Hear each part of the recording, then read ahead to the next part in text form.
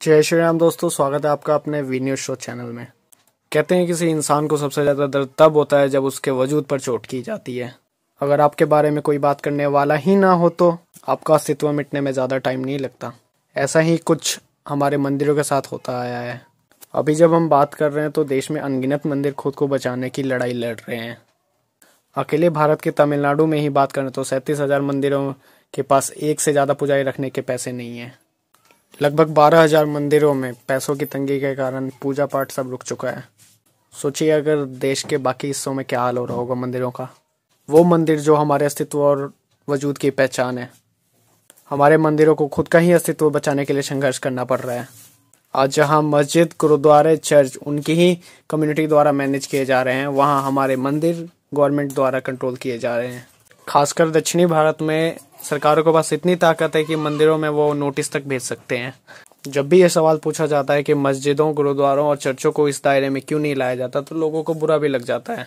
लेकिन बड़ा सवाल ये है कि किसी भी धार्मिक स्थल को सरकार के अधीन क्यों किया जाए, चाहे वो मंदिर हो, मस्जिद हो, गुरुद्वारा हो, चर्च हो। सरकार किसी भी धार्मिक संस्था को क्यों कंट्रोल करे जबकि ये देश सेक्युलर है। सरकार का काम धार्मिक स्थलों को कंट्रोल करना कब से हो गया? कब से ये सेक्युलर नेशन में ये सब होने लग गया? और सबसे बड़ी बात यह है कि वैदिक काल से ही इन मंदिरों में देख रेख का काम उसमें आस्था रखने वाले लोग करते आ रहे थे। लेकिन जब से इसको सरकारी सिस्टम के अधीन लाया गया है, टाइम बीतते गया और हमारे मंदिरों के हालात और भी खराब होते गए। 1817 में जब अंग्रेजों ने हिंदू टेम्पल को कंट्रोल में लिया, तभी से हमारे मंदिरों को बड़े सिस्टमेटिक तरीके से लूटा जा रहा है। आज़ादी के बाद भी इसमें कुछ ज़्यादा बदलाव नहीं आया है। आपको ये जानकर बहुत हैरानी होगी कि अंग्रेज हमारे यहाँ से 45 ट्रिलियन डॉलर लेके जा चुके हैं। अब इसमें से ज़्यादातर तो हमारे मंदिरों का खजाना ही है, क्योंकि हमारे मंदिर सिर्फ एक रिलीजियस सेंटर पॉइंट नहीं है, बल्कि हमारे कल्चरल और आर्किटेक्चरल एक्सेलेंस का सबूत है। सिर्फ तमिलनाडु में ही 1986 से लेकर 2005 तक हमारे मंदिरों ने 47,000 एकड़ जमीन खोदी है। सरकारी आंकड़ों के हिसाब से पिछले 25 सालों में 1200 दुर्लभ मूर्तियां चोरी हो चुकी है। असली आंकड़ा 5,000 के पार जा सकता है। इनको विदेशों में नीलाम कर दिया जाता है। इसलिए बड़ा सवाल ये है कि आपकी देखरेख में जब ये हो रहा है, क्यों नहीं मंदिरों का कंट्रोल उनके भक्तों के हाथ में दिया जाता है? कुछ लोगों का कहना ये है कि राजाओं के टाइम में भी तो ये मंदिर उनके कंट्रोल में हुआ करते थे, जबकि ये पूरी सच्चाई नहीं है। उस दौर में भी स्थानीय लोग ही मंदिर की देखरेख के लिए दान किया करते थे, लेकिन वो एडमिनिस्ट्रेशन बिल्कुल अलग था, वो सोच अलग थी। आज की दुनिया से उसे कोई लेना देना नहीं था।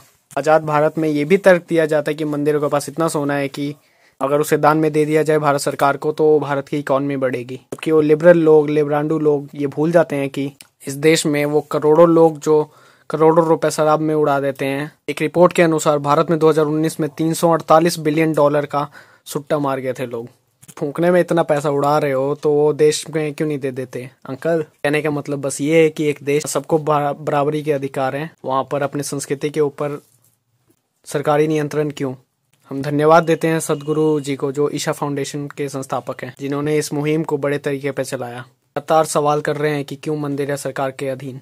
और आप भी बताइए, हमारे इतिहास की रक्षा हम करेंगे या हमारी सरकारें? इसके लिए अगर हम थोड़ा भी कर पाए तो हमारे पूर्वजों को सच्ची श्रद्धांजलि मिलेगी, जिन्होंने न जाने कितनी पीढ़ियों के निवेश करके हमारे मंदिरों की रक्षा की। हमारे मंदिर सिर्फ एक बिल्डिंग नहीं है, बल्कि हमारे वर्षों की तपस्या की प्रतीक चिन्ह है।